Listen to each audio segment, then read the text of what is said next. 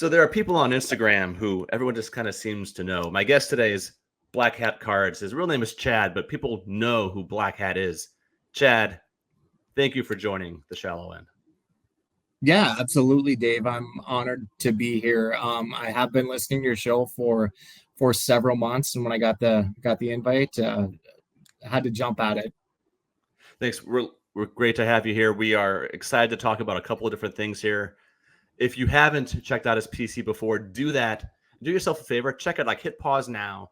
Go check out his Instagram. Then come back, and this will make a lot more sense to you. So before we get going with some of my questions, why don't you just introduce yourself a little bit, kind of give your background in collecting and what kind of stuff you like to put into your collection? Sure. Absolutely. Like I said, my name's Chad. I'm from Minnesota, born and raised. Haven't lived here my whole life. I did some traveling once I turned 18, and I was a boomerang. Wound up back in northern Minnesota. I've been collecting cards in streaks, I guess, since I was a kid. My earliest collecting memories are right after the Twins won the World Series in 1987. 1988 Tops was the first set that I really remember ripping packs. That was the first full factory set I had. Collected pretty hard through most of the junk wax era, and then took a little break. Went on to my adult life. Never really completely stopped collecting, but really got back pretty aggressive into it a couple of years ago. Okay, so how would you describe your collecting style? If someone is coming and they're taking a look at your cards, they're thinking, okay, this is a guy from Minnesota. At the same time, there's a certain element to your collection that some people might notice and some people might not. Why don't you take a moment to describe what that area might be? Sure. Well, the easiest way to put it is I collect bad guys. I collect villains. If they have a Minnesota connection, those are really the guys that land first in my PC. And I do some collecting outside of just the villain, just the black hat side of it. Pretty heavy into some Minnesota receivers. Just in general, right now across Minnesota sports, it's a really exciting time with some of the young prospects we have. Justin Jefferson, Jordan Addison, Royce Lewis with the Minnesota Twins, and of course Anthony Edwards. So it's been maybe since the mid 90s, since we've had that kind of excitement. But they've definitely found their way in my collection as well.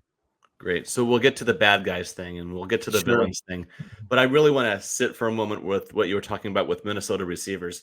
There is a really incredible legacy there of receivers in Minnesota, right? You were talking about Justin Jefferson, you had Randy Moss, Chris Carter. I mean, heck, Jake Reed was a heck of a receiver. He had some really good receivers there. What's it been like for you as a fan in Minnesota, just being able to see these larger than life receivers where, other fans of other teams might think, I wish we could have just had one of those guys. And you've got like 3 or 4 of them now who are Hall of Fame caliber. Well, I guess I'd trade any single one of them for a Super Bowl victory, but yeah, it has been incredible. I'm a huge Chris Carter guy and Jake Reed guy. Jake Reed definitely really underappreciated, but both what Jake Reed and Chris Carter were doing in the 90s. When the passing game in the league isn't like it is now, they were putting up some pretty incredible numbers. Kind of been forgotten about by people outside of Minnesota, but I try to honor them with my collection. Yeah, there was this period of the NFL, I think. I'm getting a sidetracked here, but there's this period of the NFL where there were these really good second receivers on teams like Jake Reed was the second receiver. Remember Alvin Harper behind Michael Irvin was one. Right. Don Taylor behind Jerry Rice. And that sort of drifted off, and maybe it's a salary cap thing, or I don't know. And we could probably speculate forever about the legacy of receivers, but yeah, I'm glad that you took a moment to focus on Jake Reed because he deserves his flowers a little bit for sure. Yeah, absolutely. And really the only bright star that came out of the Herschel Walker trade for the fans of Minnesota was picking up Jake Reed with that draft pick. That's right. And so now you've got this really great pool of current athletes to pull from, right? So how do you decide, like, what is sort of your taste for cards? I don't mean in terms of the athlete themselves, because Anthony Edwards, amazing, right? Royce Right. is, as we record this, is on this amazing tear since he's come back from injury, right? And Jefferson's amazing, and you've had all these players, so we know the players you might want to collect, but what kind of cards do you like to focus on? I'm a little bit all over the map on that, Dave. And eventually I think I'm gonna have to narrow my focus, but I do collect across eras, across sports. So I like great cards, and that's we can talk about it a little more as we get into it, but that's a little bit of the reason I got into collecting some of the villains, because you can get some crazy cards that other people just don't want, Yeah. So say that. Let's just say a little more now about the villains, because you just brought it up again. Sure. What is your attraction to the villains? And there are different degrees of villains, and Right. I'm going to get to the degree of villain in a little bit. But first, I want to get to sort of the heart of what drew you to this. You mentioned in some post or some story a while back this book by Chuck Klosterman called "I Wear the Black Hat," and I totally geeked out by it because I have it and I've read it, Uh-huh. and like nobody else I know has even ever mentioned that book before. So there must be something in your just your curiosity or your whatever piques your interest, right, about these Yeah. types of athletes. I haven't really been able to put my finger on like one thing that drew me to it. I've been a little bit of a counter culture guy most of my life, and every good story, right, has a villain, and I think they have a place in finding ways to, I won't say honor them, but maybe not discard them. One of my earliest PCs, when I was a kid, it was, well, Kirby Puckett. Then we didn't really find out about about some of his challenges, or maybe his black hat until post playing years. But Dennis Rodman, I had a Dennis Rodman PC in a binder when I was a kid, and that was probably my first player PC. Maybe 11 or 12 years old. I just sent off a members only beam team from 1992 Stadium Yeah. Club that I've had since I was a kid, to PSA. So I came back at 7, like every other single Stadium Club beam team I've sent into PSA. But yeah, that might be the start of it, and then just kind of progressed along the way. My teenage years, we had Randy Moss and Kevin Garnett, and I don't think anyone would accuse either one of them of being an altar boy. They were more villainous, really, on the field with just, and on the court with just kind of the edge they played with, and not too many crazy run-ins with the law. But yeah, that's probably where it all started. So with Dennis Rodman, when you had that binder going, was it Bad Boys era Pistons? Was it that quick little dalliance with the Spurs? Was it the Bulls? Where was it? Yeah, more with the Spurs. That's really what I remember. That's when he dyed his hair first, right? It was with the That Spurs. was, yeah. It was. I think that's kind of when he really burst onto the scene. I mean, he was there with the Pistons, definitely embodied the bad boys of Detroit, but yeah, really came into his own when he went to San Antonio. Sure. And I'm not sure quite like how old you are or your age in this, but I'm thinking too that with the Bad Boys and the Pistons in their heyday, the T Wolves were either had not started it or had just begun playing at that point. And Yeah, I think the T-Wolves were established in '89. I'm 43 years old. Um, just to frame things up, I don't I I barely remember watching the Pistons. I think everything now is just maybe from watching reruns, watching The Last Dance, kind of reliving that, getting on YouTube and seeing some of that stuff. yeah, they put Jordan on his ass. It was Yeah, I'm a yeah, little older than you, and that was fun to watch. yeah, yes, he did. That he put everybody's hero right on his ass. Right. Okay, so even when you were younger, there was just something about Rodman, something about the people who didn't play by everybody else's rules that you found somewhat interesting. We'll just put it that way, I guess, right? Yep. Yeah, Garnett That's right. swore like a truck driver, right? Right. Yeah. Randy Moss. I remember Joe Buck's repulsion when he did the fake mooning, right? Remember he was in the Oh yeah. fake bent Yeah. over like he was mooning the Minnesota other Golden. team, right? So there you go. Um, when I don't maybe there wasn't a moment, but like when did you notice that those were the kinds of cards that you wanted to put into your collection, in addition to some of the really great players and some of the Minnesota players? When did you start making this move toward the villains? Um, it's so I've thought about this so many times, and I go back to the Rodman PC, and then I collected not really hard in the 2000s and even the 2010s. I have a son, and we would rip some packs and open mostly football. But what really got me back into the hobby, and if somebody would have told me this 5 years ago, I would have never believed it. Was F1, and I was never really a motorsports guy. Ended up kind of falling into Drive to Survive on Netflix and just like totally hooked. I'm like, this is so interesting. I watch it with my wife, and she was an immediate fan too. So I would say the greatest thing I've ever seen on television is The Wire. The second greatest thing I've ever seen on television is season 4 of Drive to Survive. So Wow. if you're looking for some entertainment, just go check out season 4, and I think you could be hooked. And with that, Max Verstappen, of course, my he's my guy. As soon as I started watching it, and it just fits right. So Max and F1 kind of brought me back hard into the hobby.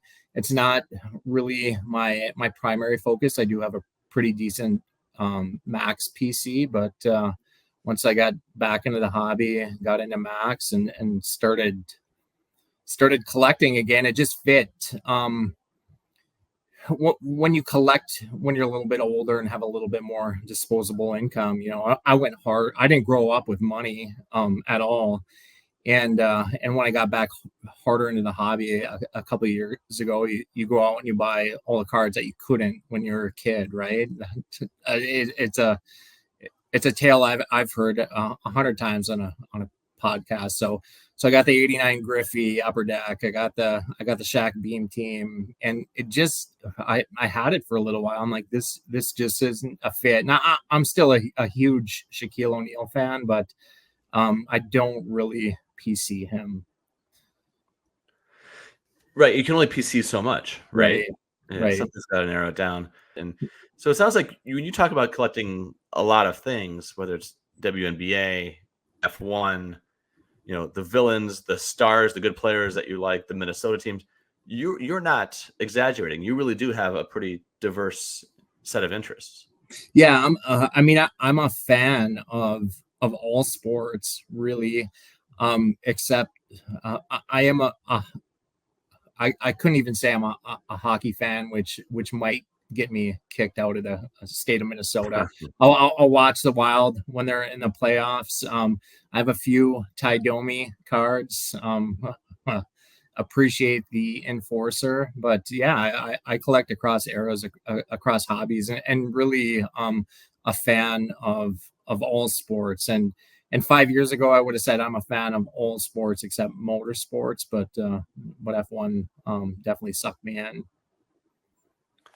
So when you do decide that you want to you want to get a card, you want to collect a card, is it just a matter of this feels right, or is it a matter of like you have a list and you're targeting a certain list? Is it somewhere in the middle? What is your approach? Yeah, both.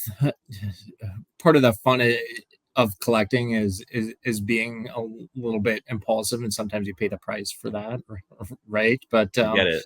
I do have a list.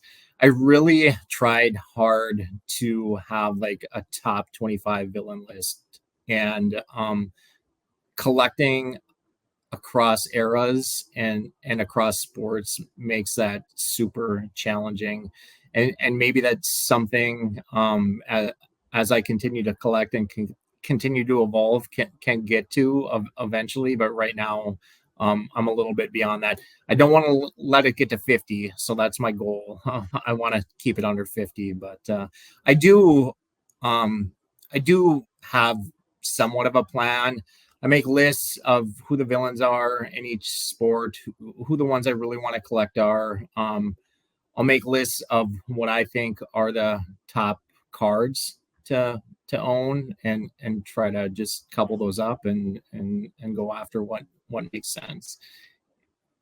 Okay, so I want to talk through some of the cards that you've posted, and there's one particular name I'm going to leave until the end. Sure. The first one I was talking about, you have this pinned on your Instagram page. Again, for everyone listening, it's blackhat_cards. It's a Gem Masters 1 of 1 of Bill Romanowski. Oh yeah. Right. So Bill Romanowski, defensive player for a couple of teams, including Denver, the Raiders, I think, which makes sense. He was in the Longest Yard remake, I believe, as well, with Adam Sandler. But not exactly a household name once he retired. He sort of just drifted off. Two questions. One, kind of just explain for maybe those who don't know who Bill Romanowski is and what you think of when you think of him. And two, how did you get his Gem Masters 1 of 1? Yeah, kind of a wild story. I just stumbled on that. First, we'll get to who Bill Romanowski is.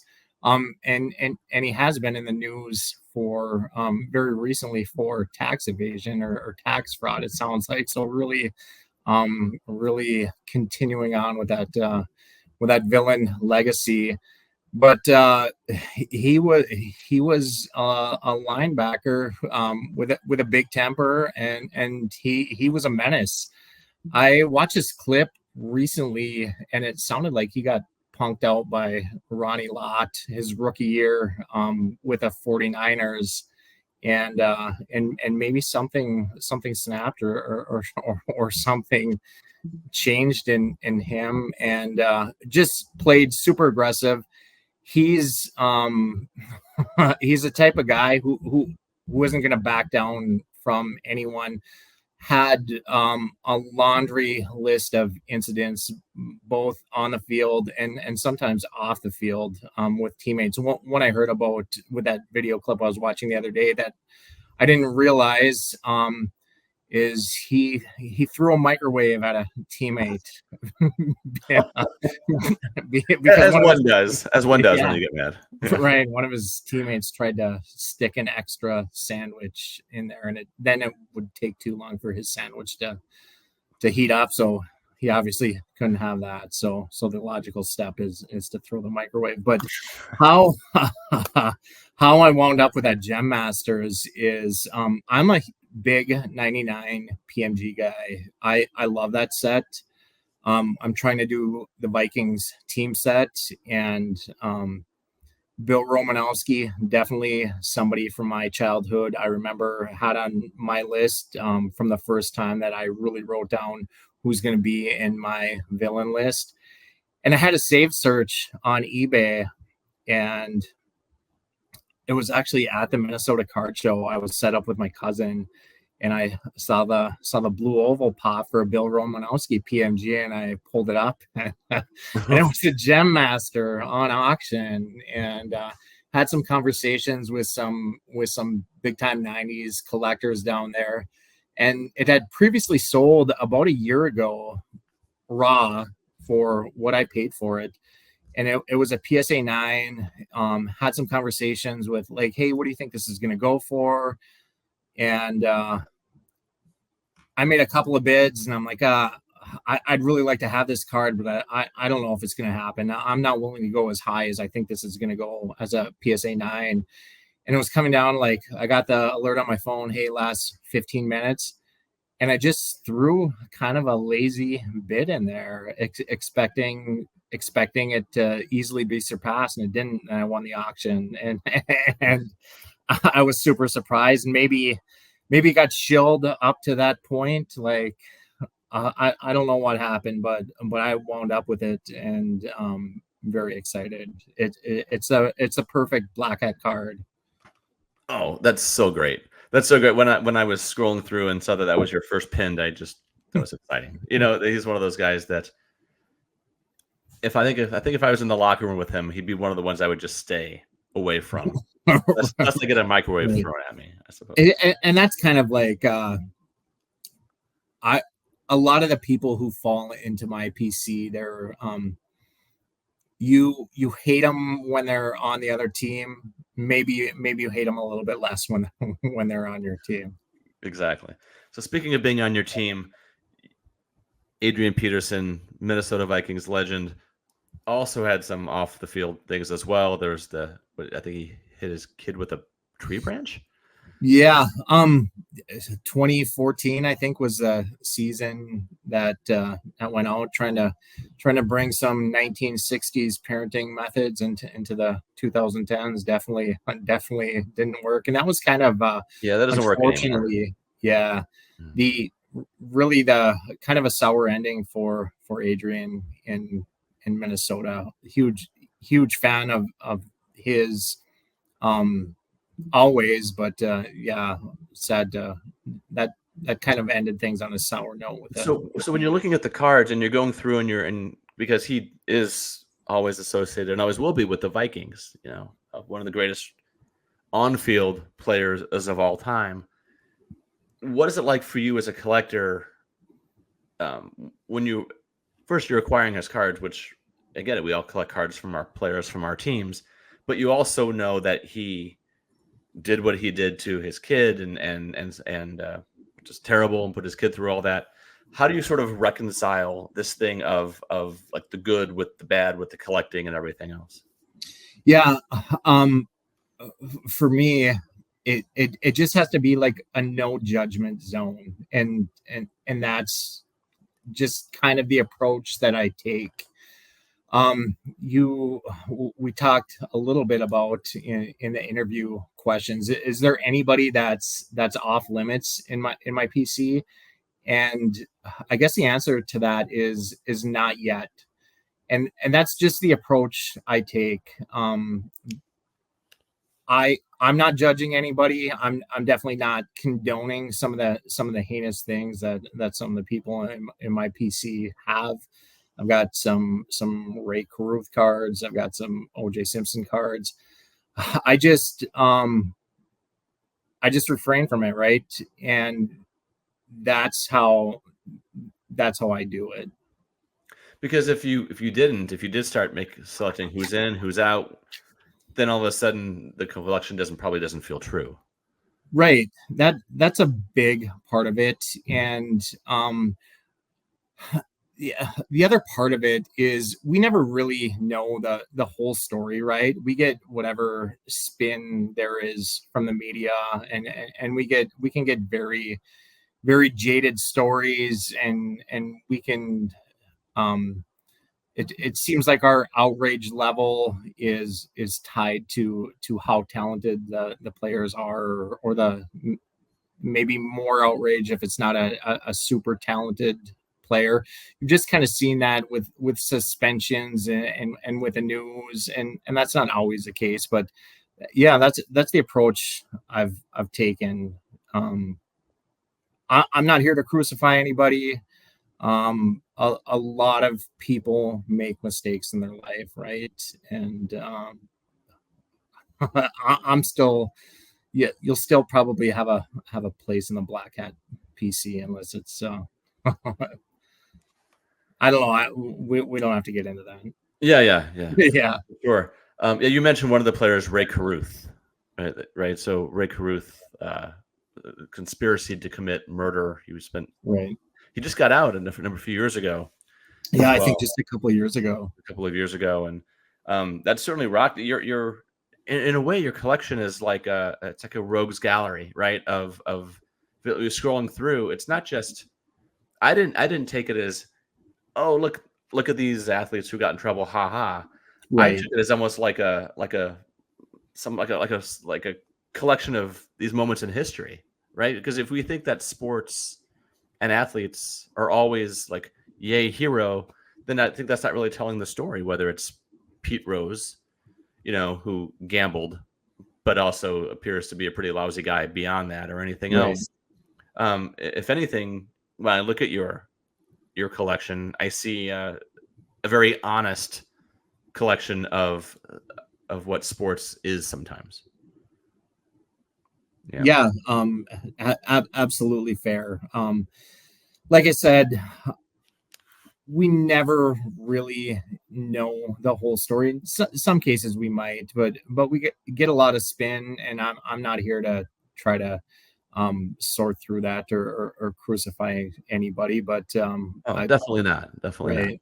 Yeah, and I'm not saying that no one's thinking that at all. It's just when you have such a unique collection, right? It's Yeah. just like, really, it's behind this, right? Um, Hell, last year, I forget what month this was. I think fall last year, summer. At some point, I posted a picture of OJ Simpson, right? Not a Right. picture, a card of OJ Simpson. Sure. And so I was doing this thing all in 23 where I was posting cards of players in their less familiar uniforms, right? Like, so it was OJ Simpson in a 49ers uniform, or Deion Sanders playing for the San Francisco Giants, that kind of things that we're not used to. And for everyone, there'd be between 15 or 20 and 40 likes. Well, I don't know. I didn't count. And I put OJ up there and it was like 8. Right? It was just Right. Yeah. People are afraid, right? they are, but then they would DM and say, "Oh, I Yeah. love this card," or like, "Oh, it's funny." They just don't want to click it, right? So you have sort of a strength or a courage, I would say, right? That others don't, or just Yeah, yeah. I've definitely noticed that with some of the posts that I've made. And I think that's actually when I started following you, when you were doing that. I remember seeing like Jose Canseco in the Devil Rays uniform, and just some really cool cards. And yeah, so thank you for doing that. I think that was one of the most interesting things I saw on cards and Instagram in 2023. It's just so boring, right? It's one reason I like your PC so much. Is that it's when everyone collects like the same thing, right, over and Right. over and How over. many CJ Stroud downtowns can you look at? Right, exactly. Hey, an essential credential, yay! Right. And they are great. I would really love to have one. I've had a Barry Bonds one in my watch list now for several months, For so sure. they're exciting. But you can only see the same thing so many times. Okay, so I'm going to get back to some other parts of this collection.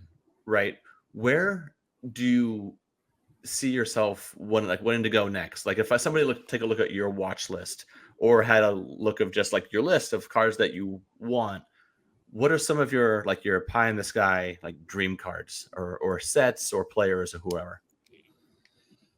Oh, that, I have a couple of bigger projects I'm working on right now, more related to really team set stuff than villain stuff, but more Barry Bonds probably. I saw and we talked a little bit about it, that Barry Bonds atomic pop on somebody's story sale, right?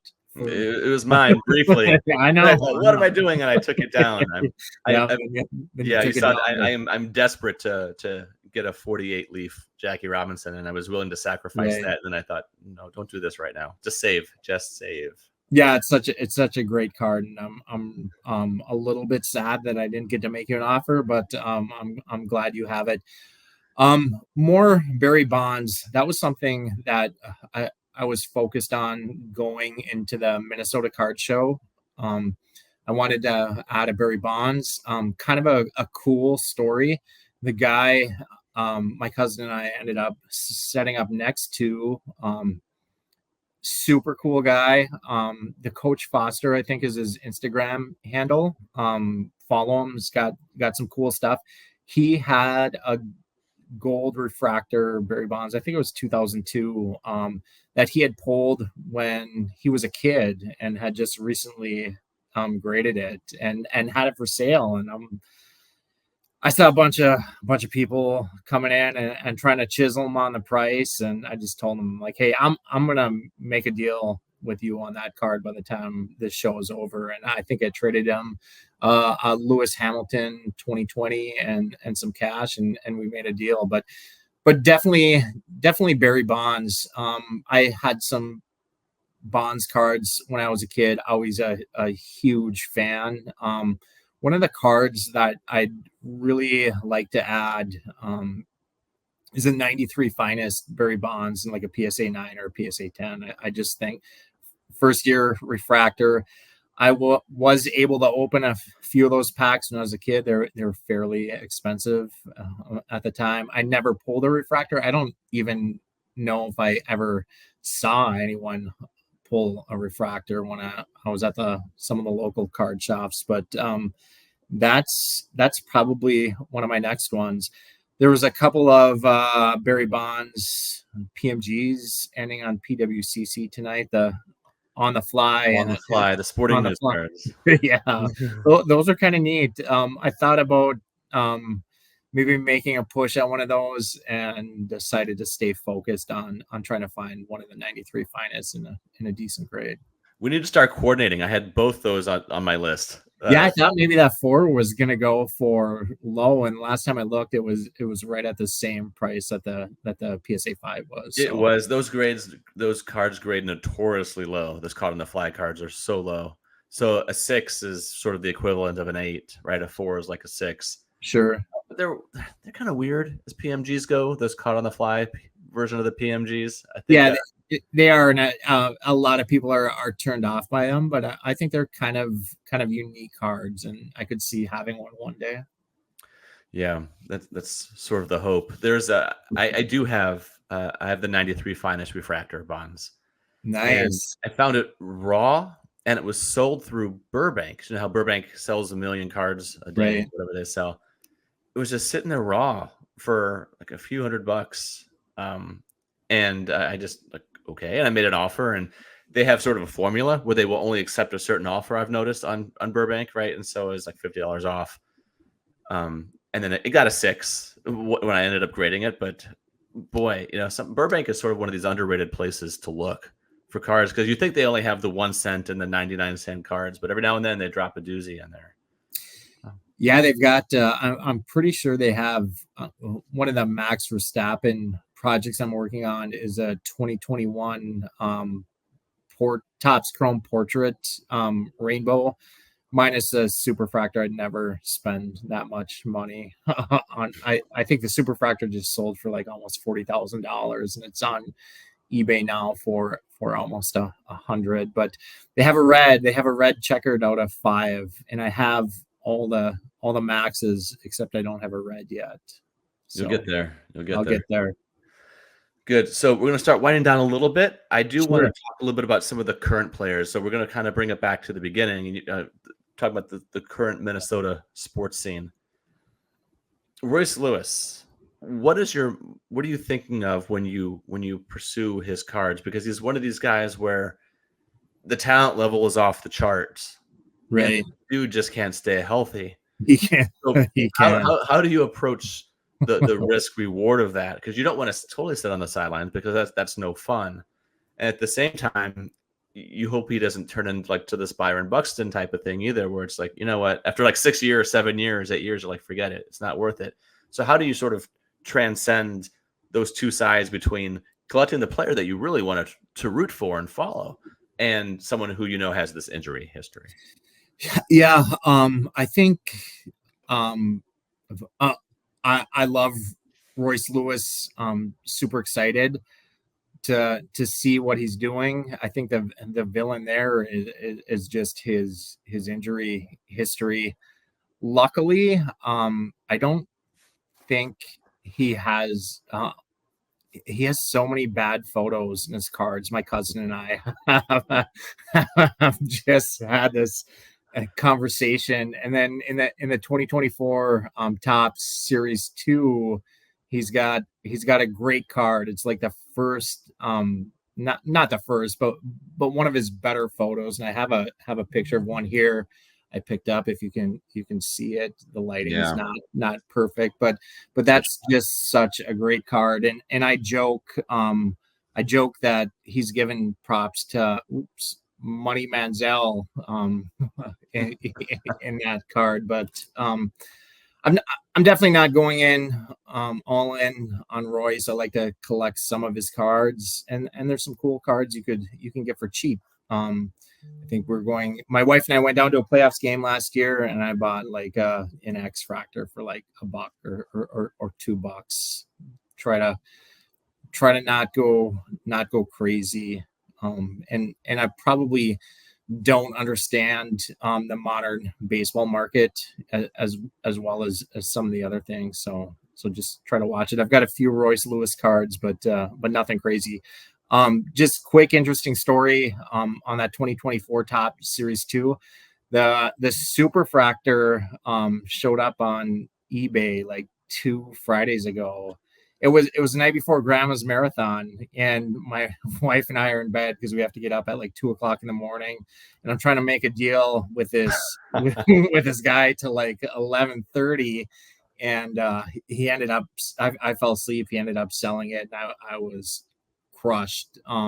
But the Royce Lewis collector is a guy who wound up with a Superfractor. So when I found that out a couple of days later, I felt much better about it. But that was really the one big Royce Lewis card that I'd try to go after hard, and it's in a place where I don't think it's ever moving. So we don't have to go too crazy with Royce Lewis anymore. Great. Okay, so last question, and I don't think I'd be doing my job if I didn't bring this up to a Minnesota fan. Ant Edwards, where are you with him, with his cards? Where do you want to collect him? Is he too expensive? What's your plan for him? Well, he's super expensive. I'm all in on Ant. Really, the first T-Wolves game I ever went to was a playing game with Ant a couple of years ago. And then my wife and I went to the Grizzlies series right after that, and she was all in. So I do have to me a really big Ant card. That was one of my goals at the Minnesota Card Show.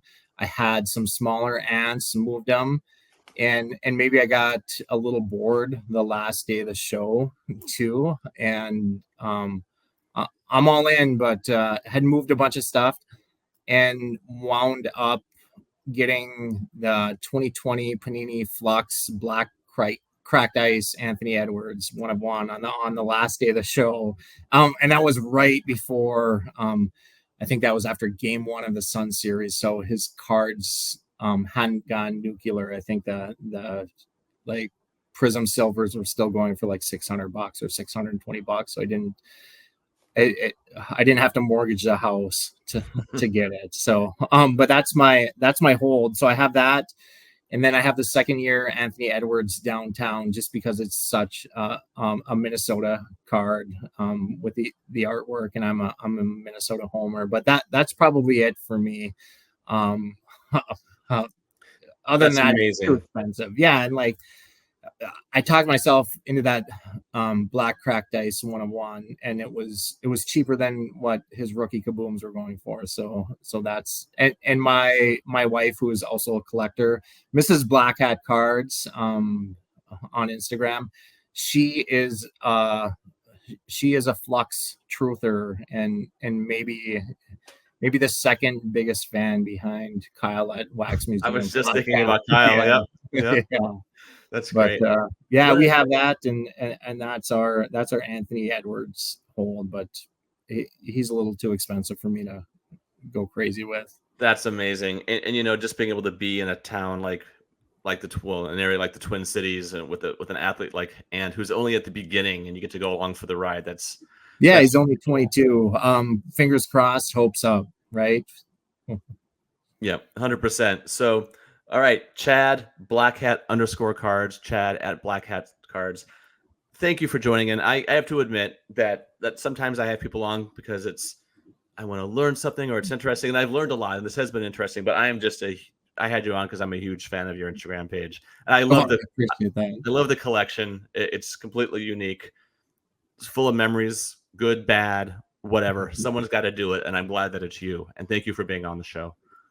Yeah, it was a great time. Thanks for having me, Dave.